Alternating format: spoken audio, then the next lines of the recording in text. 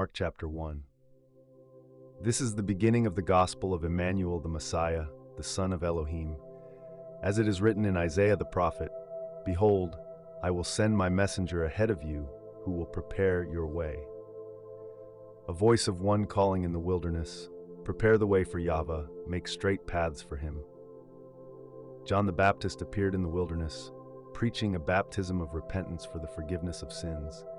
People went out to him from all of Jerusalem and the countryside of Judea. Confessing their sins, they were baptized by him in the Jordan River. John was clothed in camel's hair, with a leather belt around his waist. His food was locusts and wild honey, and he proclaimed, "After me will come one more powerful than I, the straps of whose sandals I am not worthy to stoop down and untie. I baptize you with water, but he will baptize you with the Holy Spirit." In those days Emmanuel came from Nazareth in Galilee and was baptized by John in the Jordan. As soon as Emmanuel came up out of the water, he saw the heavens breaking open and the Spirit descending on him like a dove. And a voice came from heaven, "You are my beloved Son, in you I am well pleased." At once the Spirit drove Emmanuel into the wilderness, and he was there for 40 days, being tempted by Satan. He was with the wild animals, and the angels ministered to him. After the arrest of John, Emmanuel went into Galilee and proclaimed the gospel of Elohim. "The time is fulfilled," he said, "and the kingdom of Elohim is near. Repent and believe in the gospel." As Emmanuel was walking beside the Sea of Galilee, he saw Simon and his brother Andrew. They were casting a net into the sea, for they were fishermen.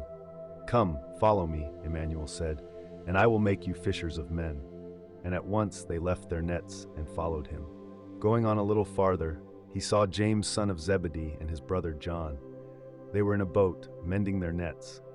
Immediately Emmanuel called them, and they left their father Zebedee in the boat with the hired men and followed him. Then Emmanuel and his companions went to Capernaum, and right away Emmanuel entered the synagogue on the Sabbath and began to teach. The people were astonished at his teaching, because he taught as one who had authority and not as the scribes. Suddenly a man with an unclean spirit cried out in the synagogue, "What do you want with us, Emmanuel of Nazareth? Have you come to destroy us? I know who you are, the Holy One of Elohim." But Emmanuel rebuked the spirit. "Be silent," he said. "Come out of him." At this, the unclean spirit threw the man into convulsions and came out with a loud shriek. All the people were amazed and began to ask one another, "What is this? A new teaching with authority. He commands even the unclean spirits, and they obey him." And the news about Emmanuel spread quickly through the whole region of Galilee. As soon as Emmanuel and his companions had left the synagogue, they went with James and John to the home of Simon and Andrew. Simon's mother-in-law was sick in bed with a fever, and they promptly told Emmanuel about her. So he went to her, took her by the hand, and helped her up. The fever left her, and she began to serve them. That evening, after sunset, people brought to Emmanuel all the sick and demon-possessed, and the whole town gathered at the door.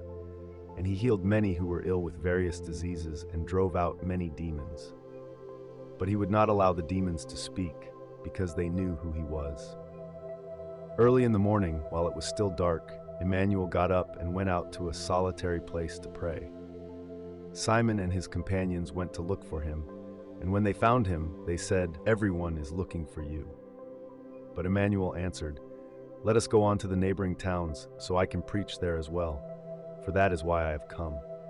So he went throughout Galilee, preaching in their synagogues and driving out demons. Then a leper came to Emmanuel, begging on his knees, "If you are willing, you can make me clean." Moved with compassion, Emmanuel reached out his hand and touched the man. "I am willing," he said. "Be clean." And immediately the leprosy left him, and the man was cleansed. Emmanuel promptly sent him away with a stern warning, "See that you don't tell anyone. But go, show yourself to the priest and present the offering Moses prescribed for your cleansing as a testimony to them." But the man went out and openly began to proclaim and spread the news. Consequently, Emmanuel could no longer enter a town in plain view, but he stayed out in solitary places. Yet people came to him from every quarter. Mark chapter 2. A few days later, Emmanuel went back to Capernaum. And when the people heard that he was home, They gathered in such large numbers that there was no more room, not even outside the door, as Emmanuel spoke the word to them. Then a paralytic was brought to him, carried by 4 men. Since they were unable to get to Emmanuel through the crowd, they uncovered the roof above him, made an opening, and lowered the paralytic on his mat. When Emmanuel saw their faith, he said to the paralytic, "Son, your sins are forgiven." But some of the scribes were sitting there and thinking in their hearts, "Why does this man speak like this? He is blaspheming. Who can forgive sins but Elohim alone?" At once Emmanuel knew in his spirit that they were thinking this way within themselves. "Why are you thinking these things in your hearts?" he asked. "Which is easier, to say to a paralytic, 'Your sins are forgiven,' or to say, 'Get up, pick up your mat and walk'? But so that you may know that the Son of Man has authority on earth to forgive sins." He said to the paralytic, "I tell you, get up, pick up your mat, and go home." And immediately the man got up, picked up his mat, and walked out in front of them all. As a result, they were all astounded and glorified Elohim, saying, "We have never seen anything like this." Once again, Emmanuel went out beside the sea. All the people came to him, and he taught them there. As he was walking along, he saw Levi, son of Alphaeus, sitting at the tax booth. "Follow me," he told him, and Levi got up and followed him. While Emmanuel was dining at Levi's house, many tax collectors and sinners were eating with him and his disciples, for there were many who followed him. When the scribes who were Pharisees saw Emmanuel eating with these people, they asked his disciples, "Why does he eat with tax collectors and sinners?" On hearing this, Emmanuel told them, "It is not the healthy who need a doctor, but the sick. I have not come to call the righteous, but sinners." Now John's disciples and the Pharisees were often fasting. So people came to Emmanuel and asked, "Why don't your disciples fast like John's disciples and those of the Pharisees?" Emmanuel replied, "How can the guests of the bridegroom fast while he is with them? As long as he is with them, they cannot fast. But the time will come when the bridegroom will be taken from them. Then they will fast. No one sews a patch of unshrunk cloth on an old garment. If he does, the new piece will pull away from the old, and a worse tear will result. And no one pours new wine into old wineskins. If he does, the wine will burst the skins, and both the wine and the wineskins will be ruined. Instead, new wine is poured into new wineskins." One Sabbath, Emmanuel was passing through the grain fields, and his disciples began to pick the heads of grain as they walked along. So the Pharisees said to him, "Look, why are they doing what is unlawful on the Sabbath?" Emmanuel replied, "Have you never read what David did when he and his companions were hungry and in need? During the high priesthood of Abiathar, he entered the house of Elohim and ate the consecrated bread, which was lawful only for the priests, and he gave some to his companions as well." Then Emmanuel declared, "The Sabbath was made for man, not man for the Sabbath. Therefore the Son of Man is master even of the Sabbath." Mark chapter 3. Once again Emmanuel entered the synagogue, and a man with a withered hand was there. In order to accuse Emmanuel, they were watching to see if he would heal on the Sabbath. Then Emmanuel said to the man with the withered hand, "Stand up among us." And he asked them, "Which is lawful on the Sabbath, to do good or to do evil, to save life or to destroy it?" But they were silent. Emmanuel looked around at them with anger and sorrow at their hardness of heart. Then he said to the man, "Stretch out your hand." So he stretched it out, and it was restored. At this, the Pharisees went out and began plotting with the Herodians how they might kill Emmanuel. So Emmanuel withdrew with his disciples to the sea, accompanied by a large crowd from Galilee, Judea, Jerusalem, Idumea, the region beyond the Jordan, and the vicinity of Tyre and Sidon. The large crowd came to him when they heard what great things he was doing. Emmanuel asked his disciples to have a boat ready for him so that the crowd would not crush him. For he had healed so many that all who had diseases were pressing forward to touch him. And when the unclean spirits saw him, they fell down before him and cried out, "You are the Son of Elohim." But he warned them sternly not to make him known.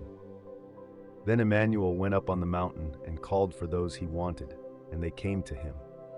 He appointed 12 of them, whom he designated as apostles, to accompany him, to be sent out to preach and to have authority to drive out demons.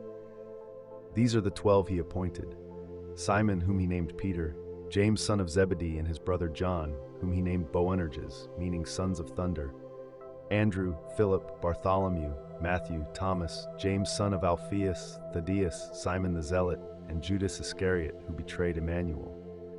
Then Emmanuel went home, and once again a crowd gathered, so that he and his disciples could not even eat. When his family heard about this, they went out to take custody of him, saying, "He is out of his mind." And the scribes who had come down from Jerusalem were saying, "He is possessed by Beelzebul, and by the prince of the demons he drives out demons." So Emmanuel called them together and began to speak to them in parables. "How can Satan drive out Satan? If a kingdom is divided against itself, it cannot stand. If a house is divided against itself, it cannot stand. And if Satan is divided and rises against himself, he cannot stand. His end has come. Indeed, no one can enter a strong man's house to steal his possessions unless he first ties up the strong man. Then he can plunder his house.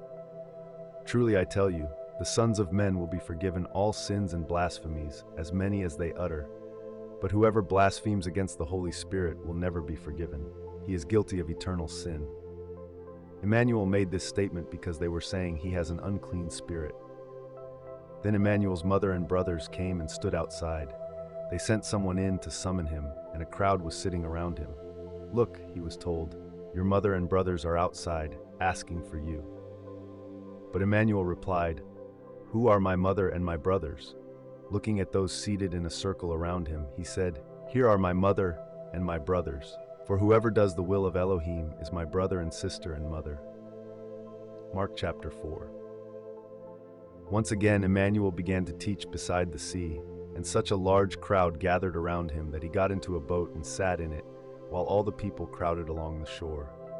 And he taught them many things in parables, and in his teaching he said, "Listen, a farmer went out to sow his seed, and as he was sowing, some seed fell along the path, and the birds came and devoured it.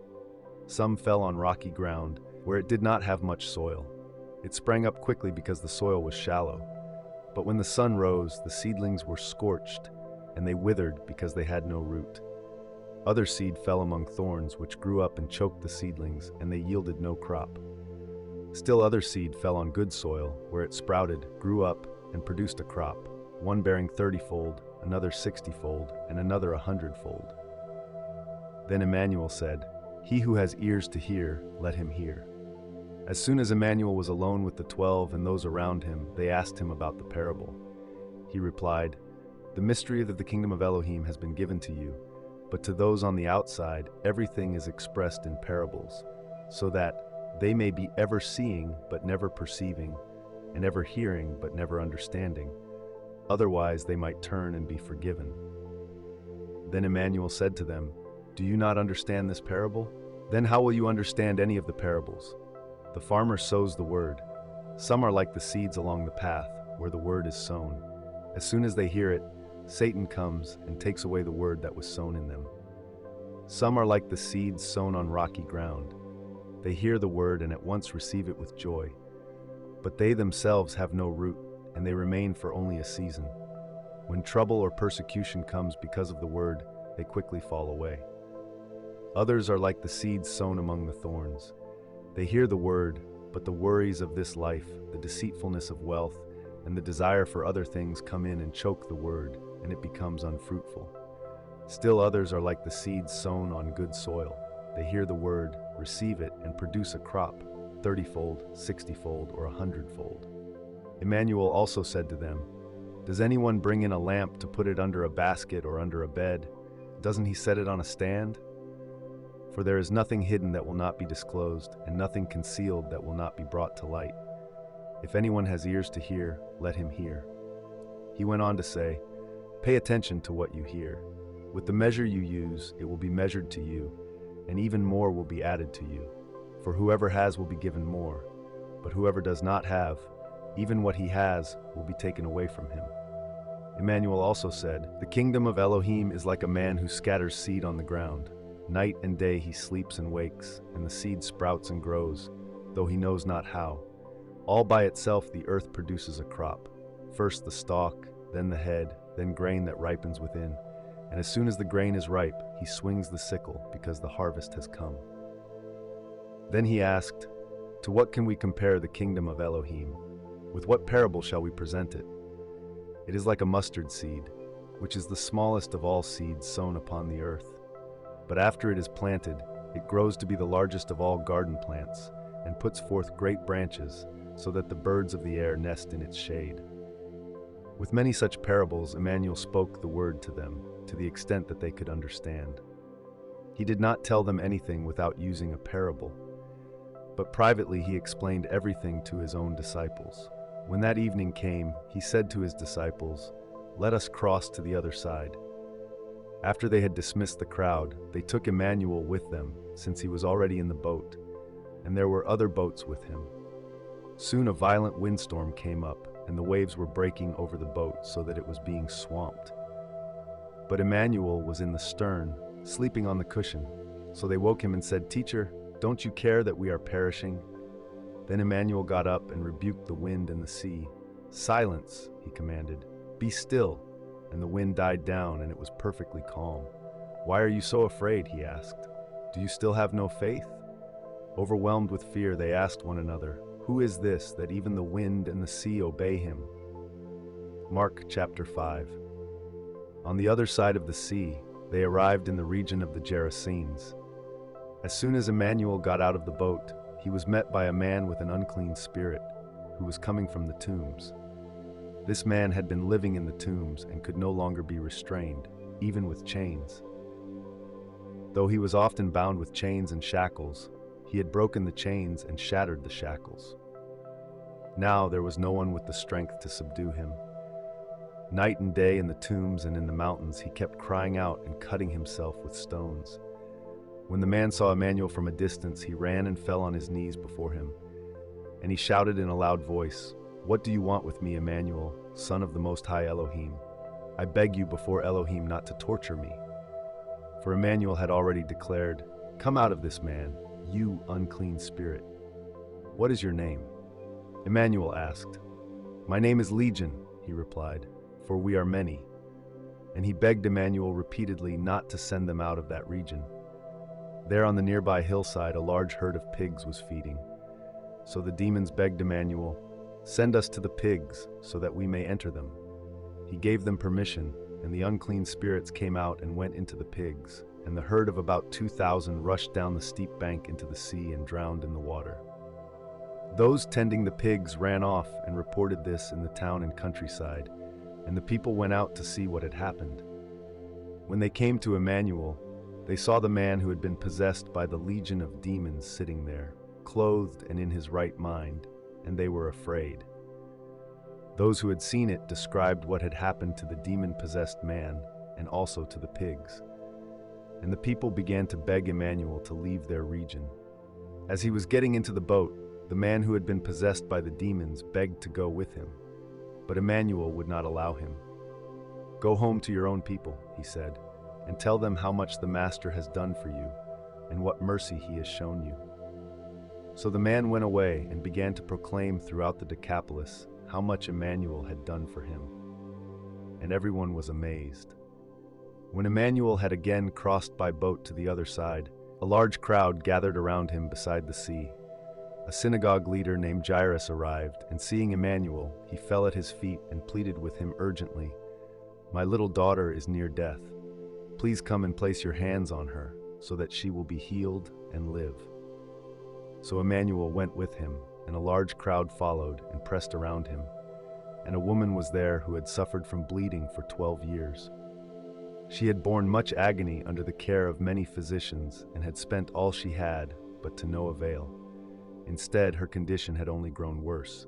When the woman heard about Emmanuel, she came up through the crowd behind him and touched his cloak, for she kept saying, "If only I touch his garments, I will be healed."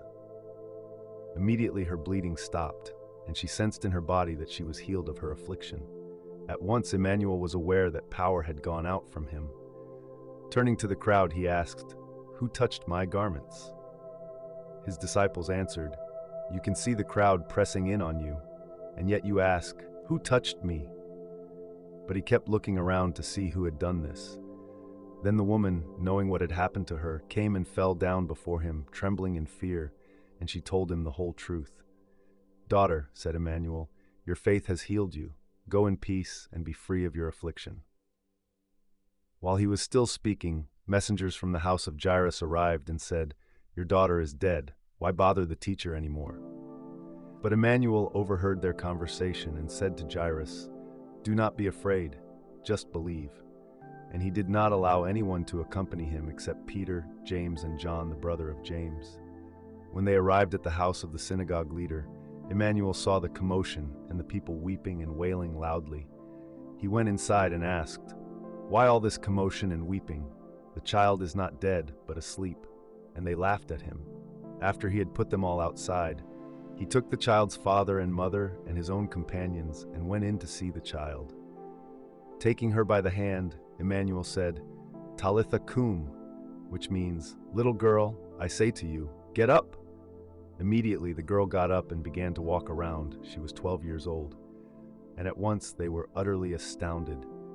Then Emmanuel gave strict orders that no one should know about this, and he told them to give her something to eat. Mark chapter 6. Emmanuel went on from there and came to his hometown, accompanied by his disciples. When the Sabbath came, he began to teach in the synagogue, and many who heard him were astonished.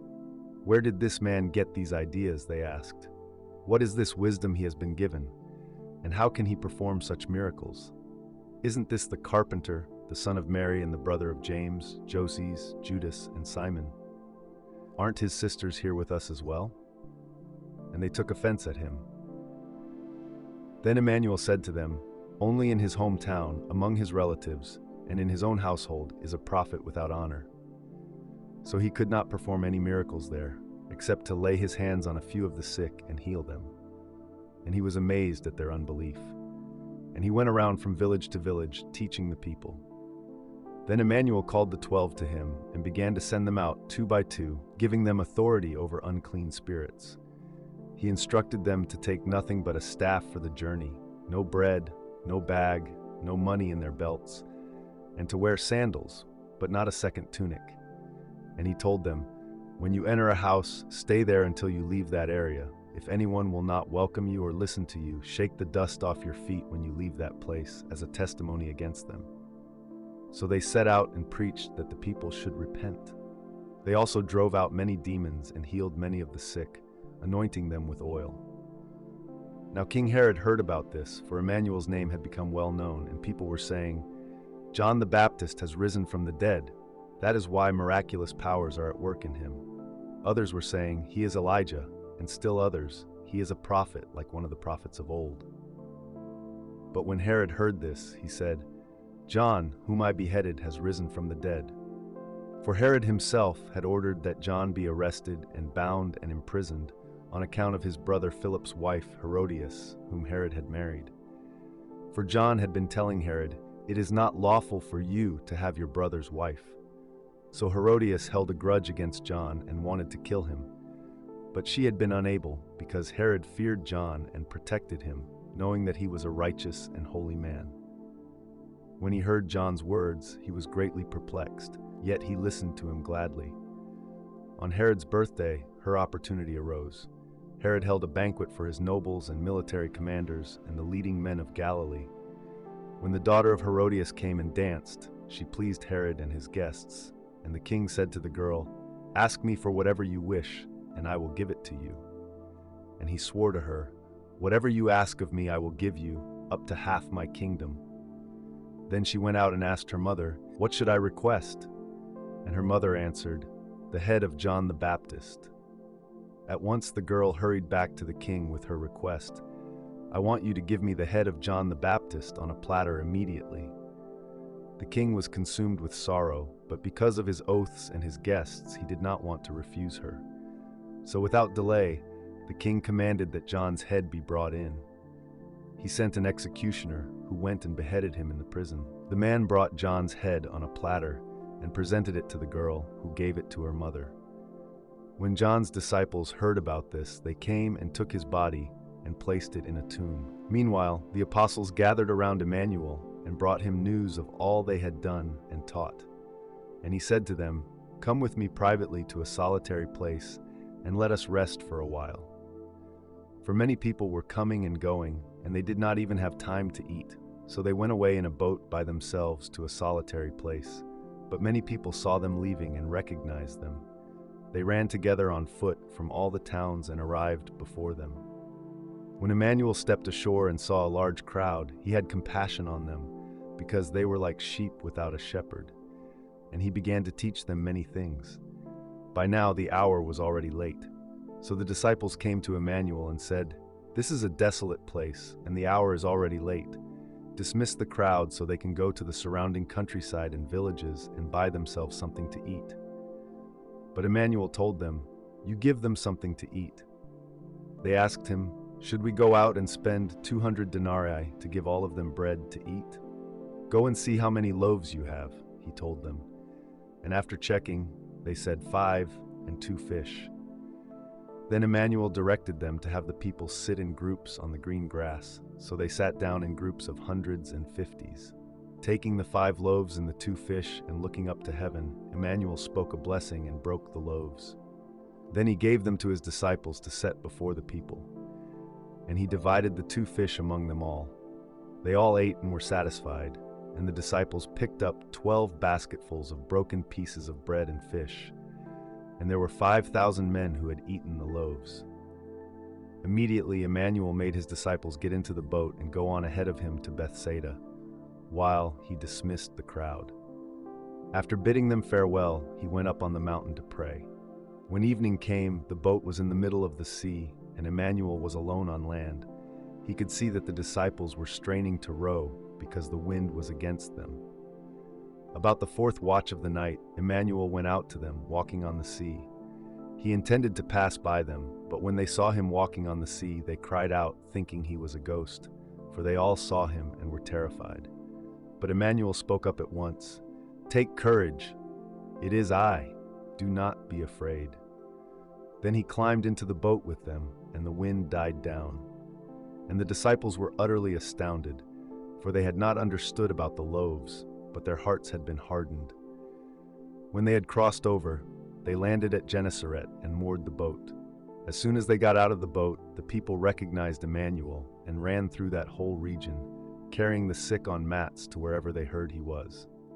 And wherever he went, villages and towns and countrysides, they laid the sick in the marketplaces and begged him just to let them touch the fringe of his cloak, and all who touched him were healed. Mark chapter 7. Then the Pharisees and some of the scribes who had come from Jerusalem gathered around Emmanuel, and they saw some of his disciples eating with hands that were defiled, that is, unwashed. Now, in holding to the tradition of the elders, the Pharisees and all the Jews do not eat until they wash their hands ceremonially, and on returning from the market, they do not eat unless they wash. And there are many other traditions for them to observe, including the washing of cups, pitchers, kettles, and couches for dining. So the Pharisees and scribes questioned Emmanuel, "Why do your disciples not walk according to the tradition of the elders? Instead, they eat with defiled hands." Emmanuel answered them, "Isaiah prophesied correctly about you hypocrites, as it is written, 'These people honor me with their lips, but their hearts are far from me. They worship me in vain. They teach as doctrine the precepts of men.' You have disregarded the commandment of Elohim to keep the tradition of men." He went on to say, "You neatly set aside the command of Elohim to maintain your own tradition. For Moses said, 'Honor your father and your mother,' and anyone who curses his father or mother must be put to death. But you say that if a man says to his father or mother, 'Whatever you would have received from me is korban,' that is, a gift devoted to Elohim, he is no longer permitted to do anything for his father or mother.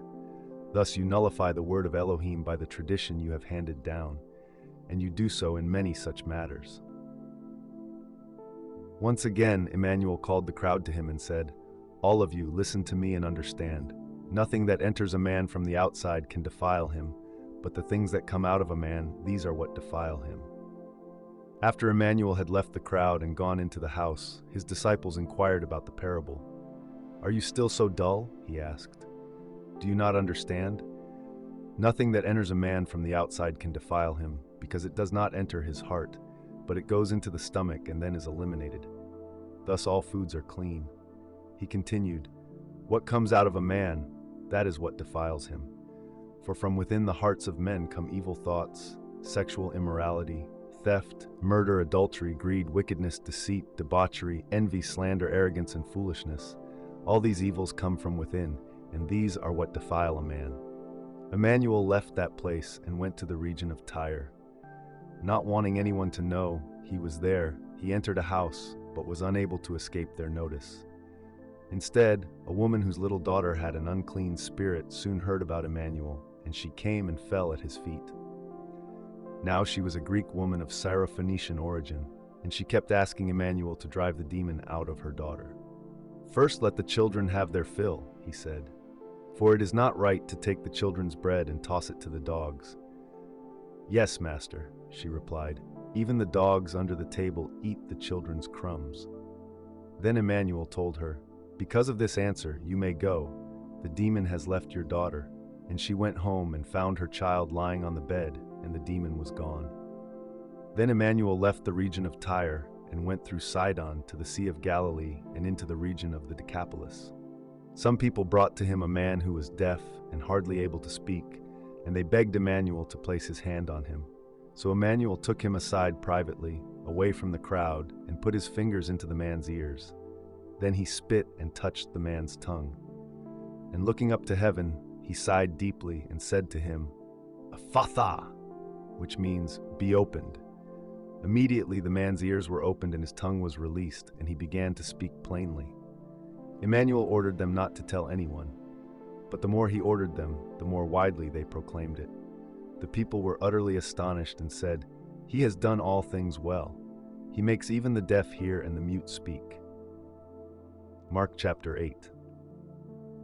In those days, the crowd once again became very large, and they had nothing to eat. Emmanuel called the disciples to him and said, "I have compassion for this crowd, because they have already been with me 3 days and have nothing to eat. If I send them home hungry, they will faint along the way, for some of them have come a great distance." His disciples replied, "Where in this desolate place could anyone find enough bread to feed all these people?" "How many loaves do you have?" Emmanuel asked. "7," they replied. And he instructed the crowd to sit down on the ground. Then he took the 7 loaves, gave thanks and broke them, and gave them to his disciples to set before the people, and they distributed them to the crowd. They also had a few small fish, and Emmanuel blessed them and ordered that these be set before them as well. The people ate and were satisfied, and the disciples picked up 7 basketfuls of broken pieces that were left over, and about 4,000 men were present. And when Emmanuel had dismissed the crowd, he immediately got into the boat with his disciples and went to the district of Dalmanutha. Then the Pharisees came and began to argue with Emmanuel, testing him by demanding from him a sign from heaven. Emmanuel sighed deeply in his spirit and said, "Why does this generation demand a sign? Truly I tell you, no sign will be given to this generation." And he left them, got back into the boat, and crossed to the other side. Now the disciples had forgotten to take bread, except for 1 loaf they had with them in the boat. "Watch out," he cautioned them. "Beware of the leaven of the Pharisees and of Herod." So they began to discuss with one another the fact that they had no bread. Aware of their conversation, Emmanuel asked them, "Why are you debating about having no bread? Do you still not see or understand? Do you have such hard hearts? Having eyes, do you not see? And having ears, do you not hear? And do you not remember? When I broke the 5 loaves for the 5,000, how many basketfuls of broken pieces did you collect?" 12, they answered. "And when I broke the 7 loaves for the 4,000, how many basketfuls of broken pieces did you collect?" 7, they said. Then he asked them, "Do you still not understand?" When they arrived at Bethsaida, some people brought a blind man and begged Emmanuel to touch him. So he took the blind man by the hand and led him out of the village. Then he spit on the man's eyes and placed his hands on him. "Can you see anything?" he asked. The man looked up and said, "I can see the people, but they look like trees walking around." Once again, Emmanuel placed his hands on the man's eyes, and when he opened them, his sight was restored, and he could see everything clearly. Emmanuel sent him home and said, "Do not go back into the village." Then Emmanuel and his disciples went on to the villages around Caesarea Philippi. On the way, he questioned his disciples, "Who do people say I am?" They replied, "Some say John the Baptist, others say Elijah, and still others, one of the prophets." "But what about you?" Emmanuel asked. "Who do you say I am?" Peter answered, "You are the Messiah." And Emmanuel warned them not to tell anyone about him. Then he began to teach them that the Son of Man must suffer many things and be rejected by the elders, chief priests, and scribes, and that he must be killed, and after 3 days rise again. He spoke this message quite frankly, and Peter took him aside and began to rebuke him. But Emmanuel, turning and looking at his disciples, rebuked Peter and said, "Get behind me, Satan, for you do not have in mind the things of Elohim, but the things of men." Then Emmanuel called the crowd to him along with his disciples, and he told them, "If anyone wants to come after me, he must deny himself and take up his cross and follow me. For whoever wants to save his life will lose it, but whoever loses his life for my sake and for the gospel will save it. What does it profit a man to gain the whole world, yet forfeit his soul? Or what can a man give in exchange for his soul? If anyone is ashamed of me and my words in this adulterous and sinful generation, the Son of Man will also be ashamed of him when he comes in his Father's glory with the holy angels."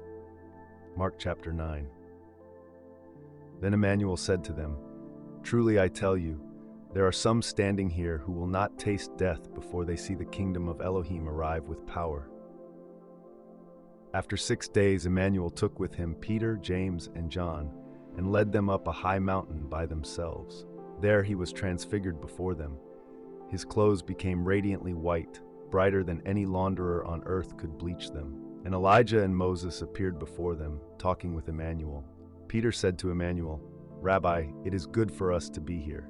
Let us put up 3 shelters, one for you, one for Moses, and one for Elijah." For they were all so terrified that Peter did not know what else to say. Then a cloud appeared and enveloped them, and a voice came from the cloud, "This is my beloved Son, listen to him." Suddenly, when they looked around, they saw no one with them except Emmanuel. As they were coming down the mountain, Emmanuel admonished them not to tell anyone what they had seen until the Son of Man had risen from the dead. So they kept this matter to themselves, discussing what it meant to rise from the dead. And they asked Emmanuel, "Why do the scribes say that Elijah must come first?" He replied, "Elijah does indeed come first, and he restores all things. Why then is it written that the Son of Man must suffer many things and be rejected? But I tell you that Elijah has indeed come, and they have done to him whatever they wished, just as it is written about him." When they returned to the other disciples, they saw a large crowd around them, and scribes arguing with them. As soon as all the people saw Emmanuel, they were filled with awe and ran to greet him. "What are you disputing with them?" he asked.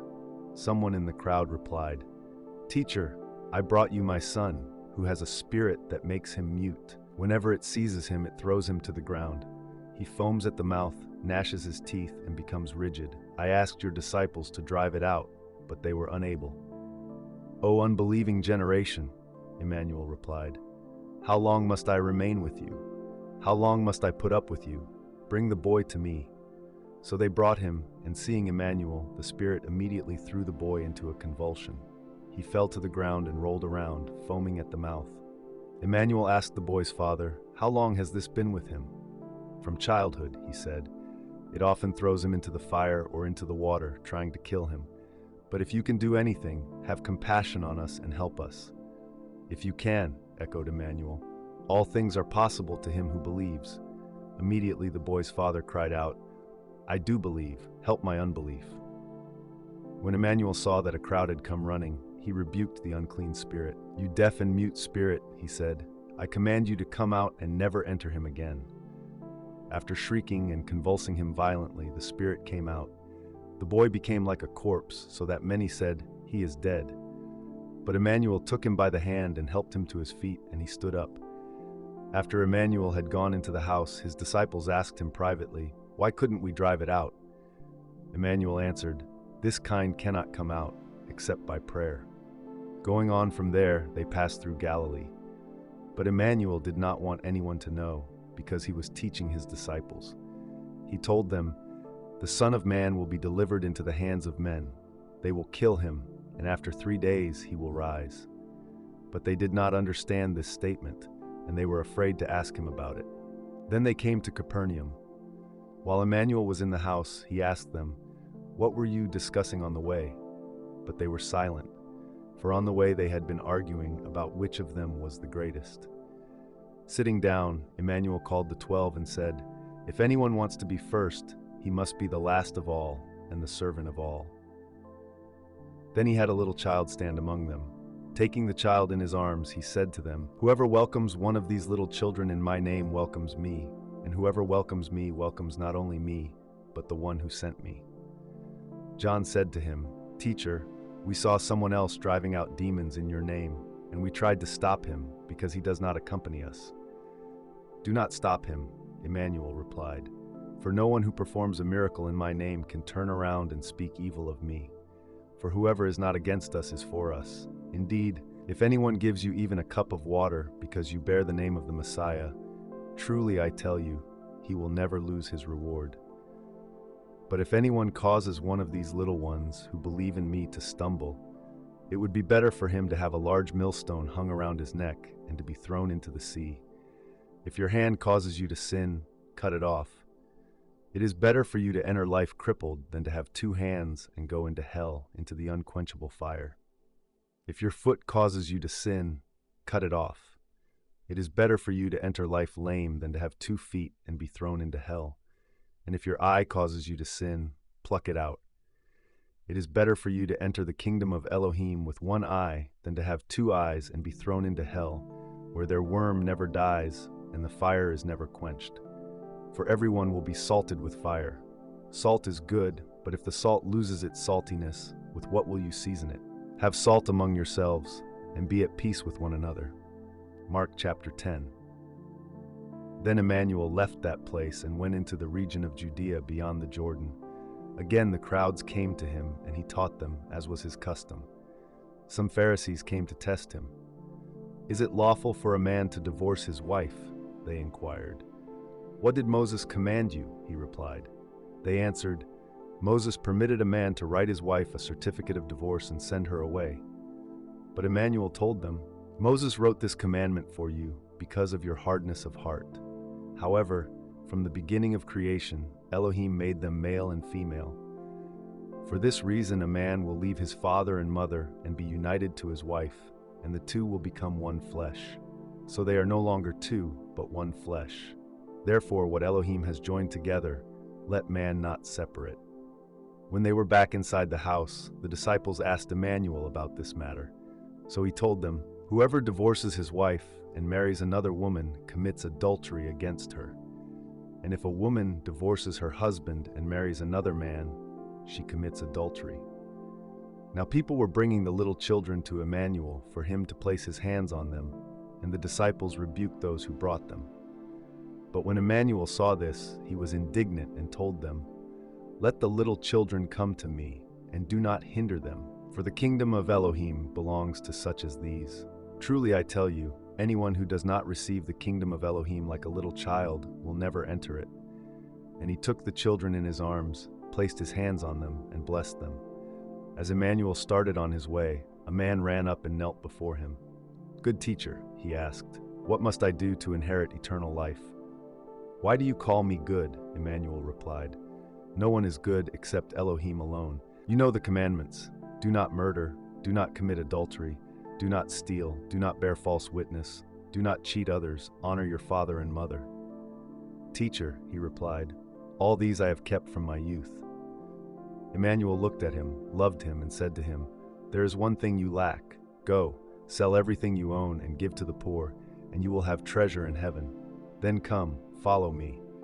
But the man was saddened by these words and went away in sorrow, because he had great wealth. Then Emmanuel looked around and said to his disciples, "How hard it is for the rich to enter the kingdom of Elohim." And the disciples were amazed at his words. But Emmanuel said to them again, "Children, how hard it is to enter the kingdom of Elohim. It is easier for a camel to pass through the eye of a needle than for a rich man to enter the kingdom of Elohim." They were even more astonished and said to one another, Who then can be saved?" Emmanuel looked at them and said, "With man this is impossible, but not with Elohim, for all things are possible with Elohim." Peter began to say to him, "Look, we have left everything and followed you." "Truly I tell you," Emmanuel replied, "no one who has left home or brothers or sisters or mother or father or children or fields, for my sake and for the gospel will fail to receive 100-fold in the present age, houses and brothers and sisters and mothers and children and fields, along with persecutions, and in the age to come, eternal life. But many who are first will be last, and the last will be first." As they were going up the road to Jerusalem, Emmanuel was walking ahead of them. The disciples were amazed, but those who followed were afraid. Again, Emmanuel took the 12 aside and began to tell them what was going to happen to him.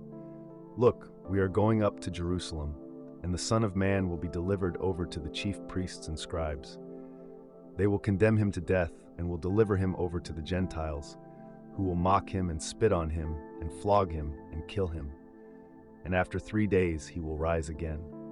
Then James and John, the sons of Zebedee, came to Emmanuel and declared, "Teacher, we want you to do for us whatever we ask." "What do you want me to do for you?" he inquired. They answered, "Grant that one of us may sit at your right hand and the other at your left in your glory." "You do not know what you are asking," Emmanuel replied. "Can you drink the cup I will drink, or be baptized with the baptism I will undergo?" "We can," the brothers answered. "You will drink the cup that I drink?" Emmanuel said, "And you will be baptized with the baptism that I undergo. But to sit at my right or left is not mine to grant. These seats belong to those for whom they have been prepared." When the 10 heard about this, they became indignant with James and John. So Emmanuel called them together and said, "You know that those regarded as rulers of the Gentiles lord it over them, and their superiors exercise authority over them. But it shall not be this way among you. Instead, whoever wants to become great among you must be your servant, and whoever wants to be first must be the slave of all. For even the Son of Man did not come to be served, but to serve, and to give his life as a ransom for many." Next, they came to Jericho. And as Emmanuel and his disciples were leaving Jericho with a large crowd, a blind beggar named Bartimaeus, the son of Timaeus, was sitting beside the road.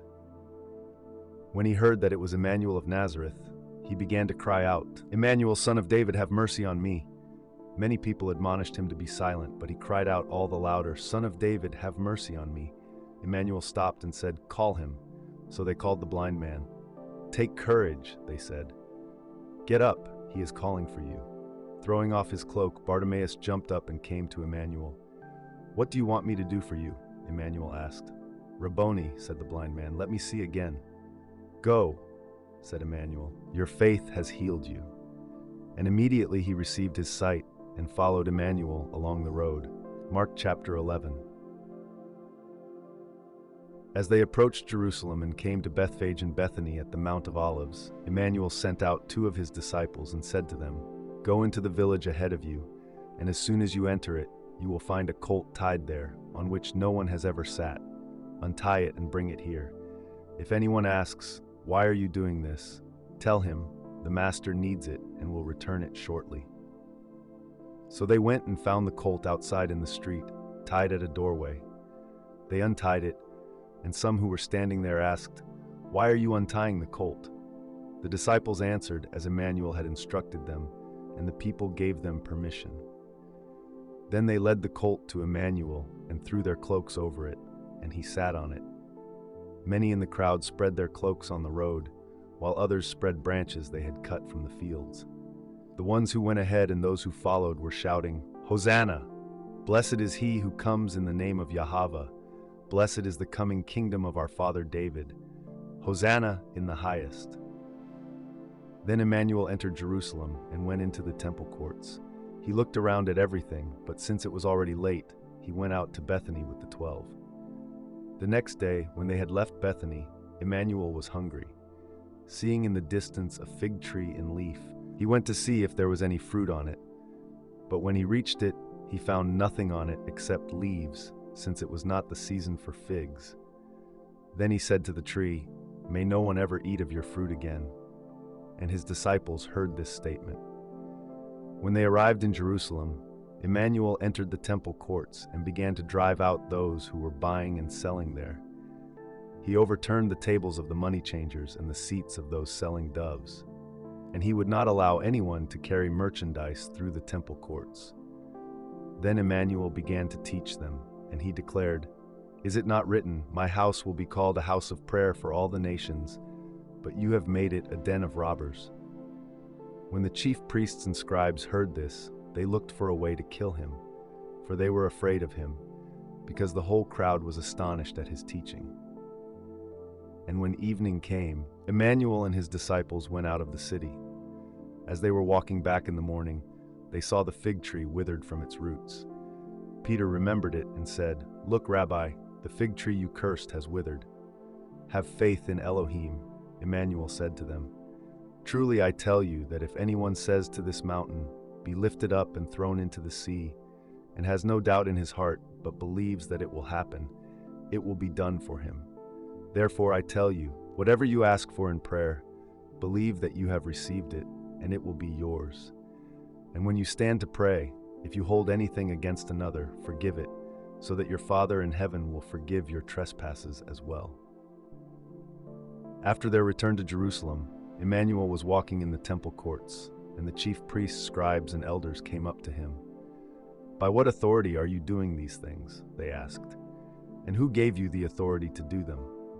"I will ask you one question," Emmanuel replied, "and if you answer me, I will tell you by what authority I am doing these things. John's baptism, was it from heaven or from men? Answer me." They deliberated among themselves what they should answer. "If we say, 'From heaven,' he will ask, 'Why then did you not believe him?' But if we say, 'From men,' they were afraid of the people, for they all held that John truly was a prophet. So they answered, 'We do not know.' And Emmanuel replied, 'Neither will I tell you by what authority I am doing these things.'" Mark chapter 12. Then Emmanuel began to speak to them in parables. "A man planted a vineyard.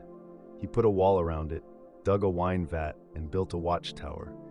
Then he rented it out to some tenants and went away on a journey. At harvest time he sent a servant to the tenants to collect his share of the fruit of the vineyard. But they seized the servant, beat him, and sent him away empty-handed. Then he sent them another servant, and they struck him over the head and treated him shamefully. He sent still another, and this one they killed. He sent many others, some they beat and others they killed. Finally, having one beloved son, he sent him to them. 'They will respect my son,' he said. But the tenants said to one another, 'This is the heir. Come, let us kill him, and the inheritance will be ours.' So they seized the son, killed him, and threw him out of the vineyard. What then will the owner of the vineyard do? He will come and kill those tenants and give the vineyard to others. Have you never read this scripture? The stone the builders rejected has become the cornerstone. This is from Yahavah, and it is marvelous in our eyes." At this, the leaders sought to arrest Emmanuel, for they knew that he had spoken this parable against them. But fearing the crowd, they left him and went away. Later, they sent some of the Pharisees and Herodians to catch Emmanuel in his words. "Teacher," they said, "we know that you are honest and seek favor from no one. Indeed, you are impartial and teach the way of Elohim in accordance with the truth. Is it lawful to pay taxes to Caesar or not? Should we pay them or not?" But Emmanuel saw through their hypocrisy and said, "Why are you testing me? Bring me a denarius to inspect." So they brought it, and he asked them, "Whose image is this, and whose inscription?" "Caesar's," they answered. Then Emmanuel told them, "Give to Caesar what is Caesar's, and to Elohim what is Elohim's." And they marveled at him. Then the Sadducees, who say there is no resurrection, came to Emmanuel and questioned him. "Teacher, Moses wrote for us that if a man's brother dies and leaves a wife but no children, the man is to marry his brother's widow and raise up offspring for him. Now there were 7 brothers. The first one married and died, leaving no children. Then the second one married the widow, but he also died and left no children. And the third did likewise. In this way none of the 7 left any children, and last of all the woman died. In the resurrection then, whose wife will she be? For all 7 were married to her."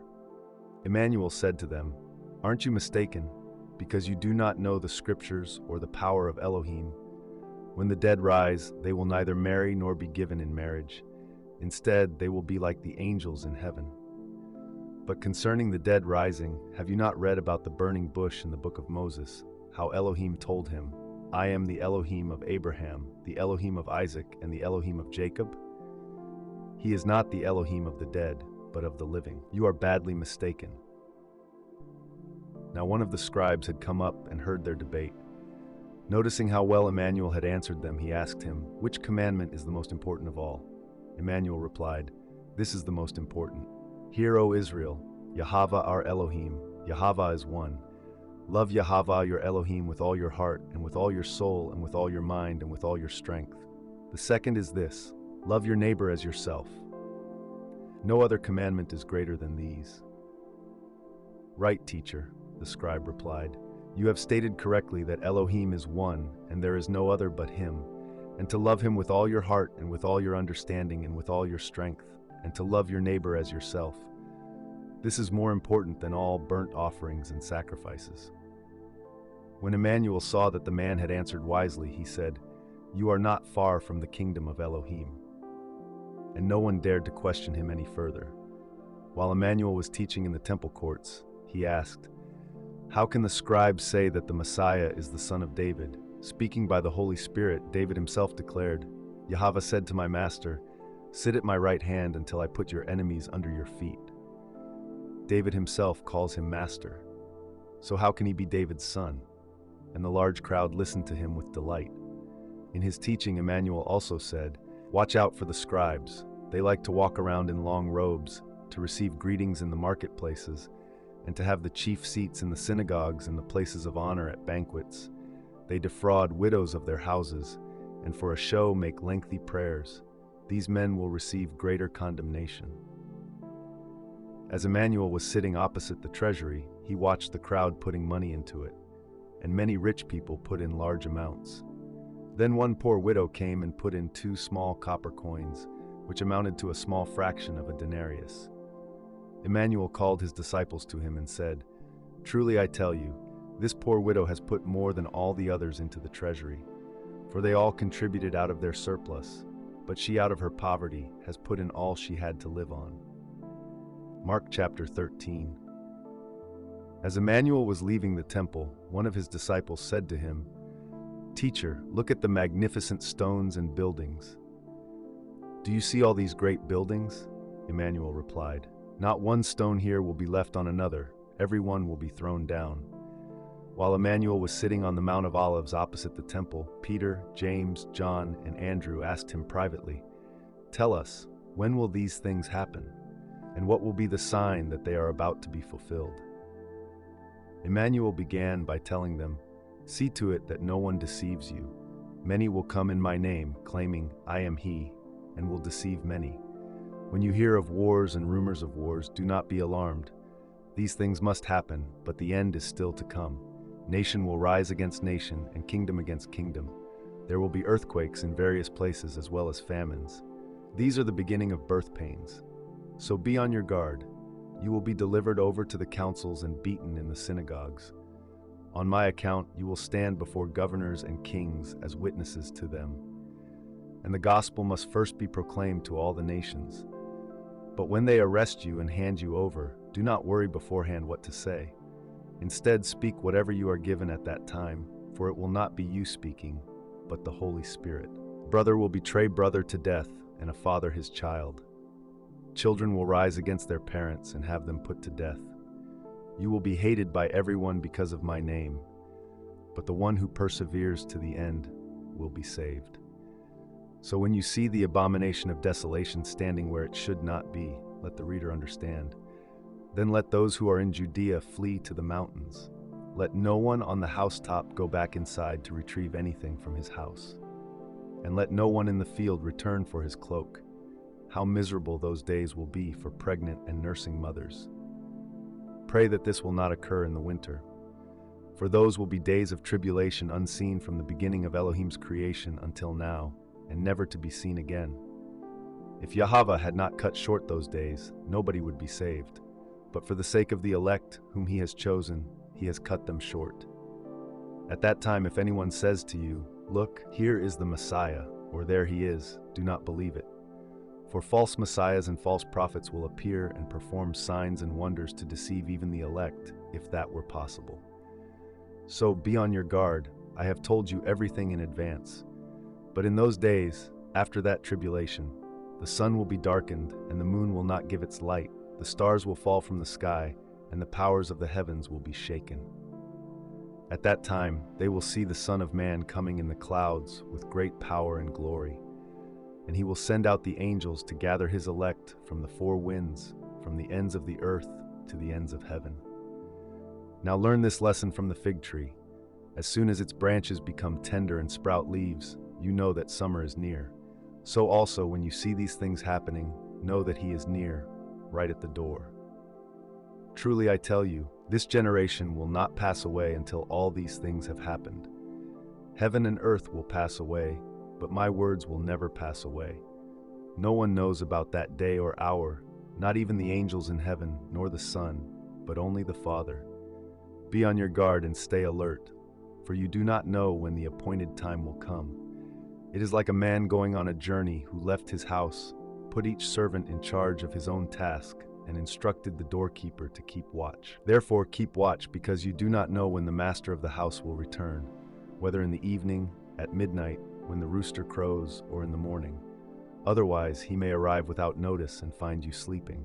And what I say to you, I say to everyone, keep watch. Mark chapter 14. Now the Passover and the Feast of Unleavened Bread were 2 days away, and the chief priests and scribes were looking for a covert way to arrest Emmanuel and kill him. But not during the feast, they said, or there may be a riot among the people. While Emmanuel was in Bethany reclining at the table in the home of Simon the leper, a woman came with an alabaster jar of expensive perfume, made of pure nard. She broke open the jar and poured it on Emmanuel's head. Some of those present, however, expressed their indignation to one another. Why this waste of perfume? It could have been sold for over 300 denarii and the money given to the poor. And they scolded her. But Emmanuel said, "Leave her alone. Why are you bothering her? She has done a beautiful deed to me. The poor you will always have with you, and you can help them whenever you want. But you will not always have me. She has done what she could to anoint my body in advance of my burial. And truly I tell you, wherever the gospel is preached in all the world, what she has done will also be told in memory of her." Then Judas Iscariot, one of the 12, went to the chief priests to betray Emmanuel to them. They were delighted to hear this, and they promised to give him money. So Judas began to look for an opportunity to betray Emmanuel. On the first day of the Feast of Unleavened Bread, when the Passover lamb was to be sacrificed, Emmanuel's disciples asked him, "Where do you want us to prepare for you to eat the Passover?" So he sent 2 of his disciples and told them, "Go into the city, and a man carrying a jug of water will meet you. Follow him, and whichever house he enters, say to the owner, 'The teacher asks, where is my guest room, where I may eat the Passover with my disciples?' And he will show you a large upper room, furnished and ready. Make preparations for us there." So the disciples left and went into the city, where they found everything as Emmanuel had described. And they prepared the Passover. When evening came, Emmanuel arrived with the 12. And while they were reclining and eating, Emmanuel said, "Truly I tell you, one of you who is eating with me will betray me." They began to be grieved and to ask him one after another, "Surely not I." He answered, "It is one of the 12, the one who is dipping his hand into the bowl with me. The Son of Man will go just as it is written about him, but woe to that man by whom he is betrayed. It would be better for him if he had not been born." While they were eating, Emmanuel took bread, spoke a blessing and broke it, and gave it to the disciples, saying, "Take it, this is my body." Then he took the cup, gave thanks, and gave it to them, and they all drank from it. He said to them, "This is my blood of the covenant, which is poured out for many. Truly I tell you, I will no longer drink of the fruit of the vine until that day when I drink it anew in the kingdom of Elohim." And when they had sung a hymn, they went out to the Mount of Olives. Then Emmanuel said to them, "You will all fall away, for it is written, 'I will strike the shepherd, and the sheep will be scattered.' But after I have risen, I will go ahead of you into Galilee." Peter declared, "Even if all fall away, I never will." "Truly I tell you," Emmanuel replied, "this very night, before the rooster crows twice, you will deny me 3 times." But Peter kept insisting, "Even if I have to die with you, I will never deny you." And all the others said the same thing. Then they came to a place called Gethsemane, and Emmanuel told his disciples, "Sit here while I pray." He took with him Peter, James, and John, and began to be deeply troubled and distressed. Then he said to them, "My soul is consumed with sorrow to the point of death. Stay here and keep watch." Going a little farther, he fell to the ground and prayed that, if it were possible, the hour would pass from him.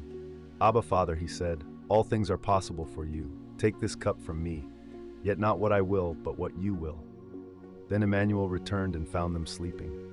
"Simon, are you asleep?" he asked. "Were you not able to keep watch for 1 hour? Watch and pray so that you will not enter into temptation. For the spirit is willing, but the body is weak." Again he went away and prayed, saying the same thing. And again Emmanuel returned and found them sleeping, for their eyes were heavy, and they did not know what to answer him. When Emmanuel returned the 3rd time, he said, "Are you still sleeping and resting? That is enough. The hour has come. Look, the Son of Man is betrayed into the hands of sinners. Rise, let us go. See, my betrayer is approaching." While Emmanuel was still speaking, Judas, one of the 12, arrived, accompanied by a crowd armed with swords and clubs, sent from the chief priests, scribes, and elders. Now the betrayer had arranged a signal with them. "The one I kiss is the man. Arrest him and lead him away securely." Going directly to Emmanuel, he said, "Rabbi," and kissed him. Then the men seized Emmanuel and arrested him. And one of the bystanders drew his sword and struck the servant of the high priest, cutting off his ear. Emmanuel asked the crowd, "Have you come out with swords and clubs to arrest me as you would an outlaw? Every day I was with you, teaching in the temple courts, and you did not arrest me.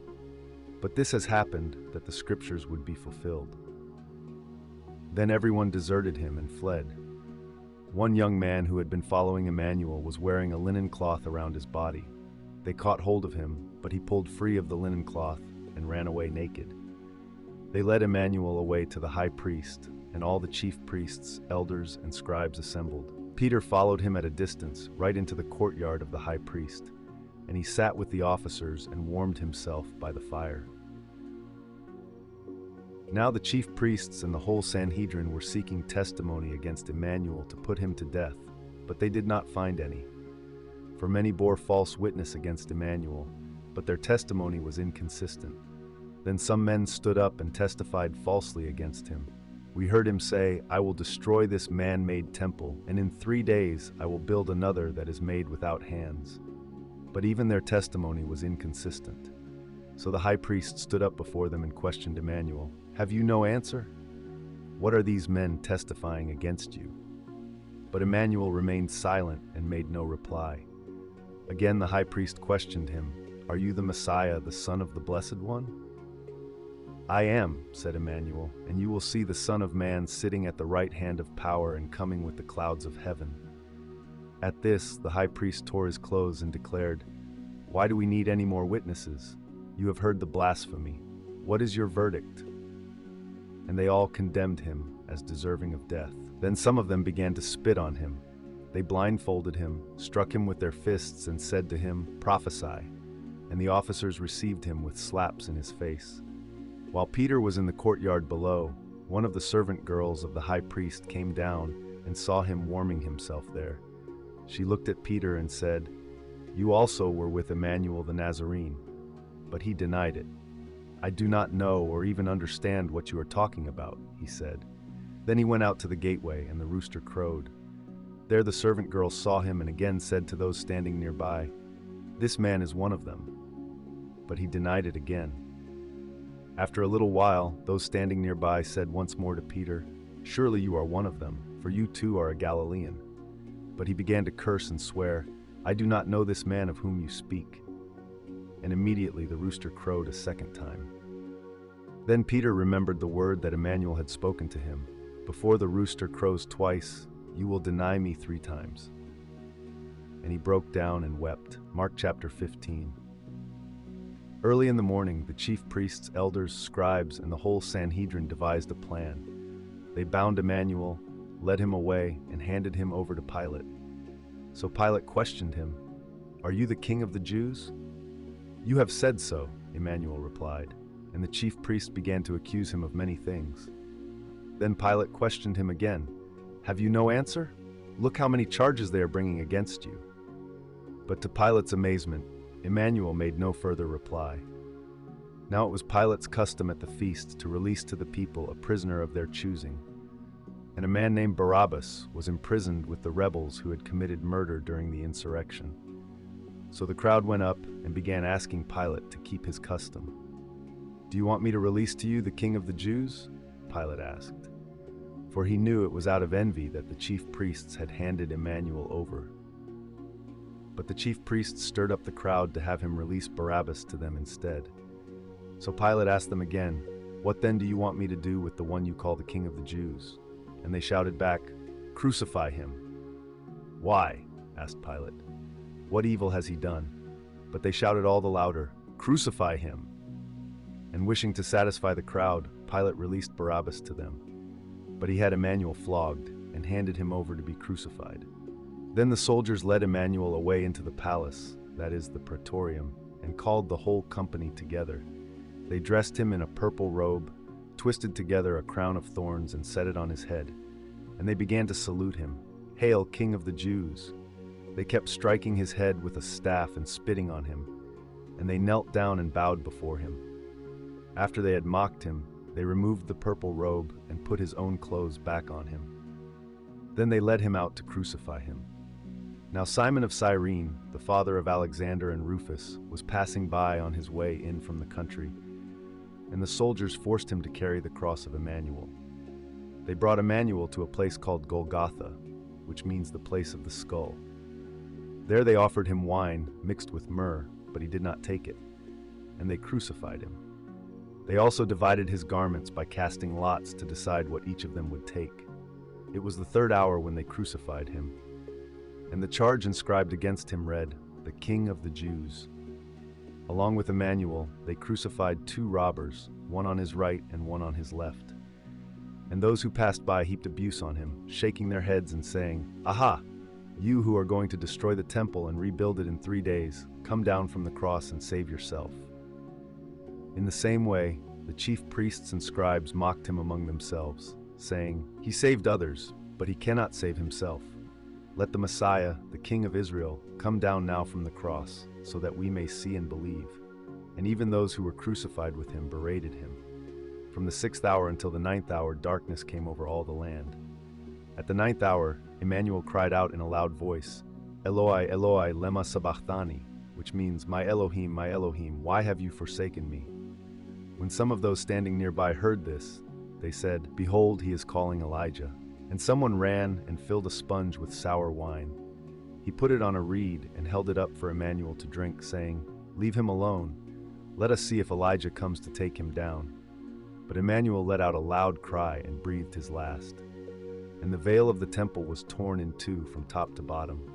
When the centurion standing there in front of Emmanuel saw how he had breathed his last, he said, "Truly this man was the son of Elohim." And there were also women watching from a distance. Among them were Mary Magdalene, Mary the mother of James the Younger, and of Joses and Salome. These women had followed Emmanuel and ministered to him while he was in Galilee, and there were many other women who had come up to Jerusalem with him. Now it was already evening.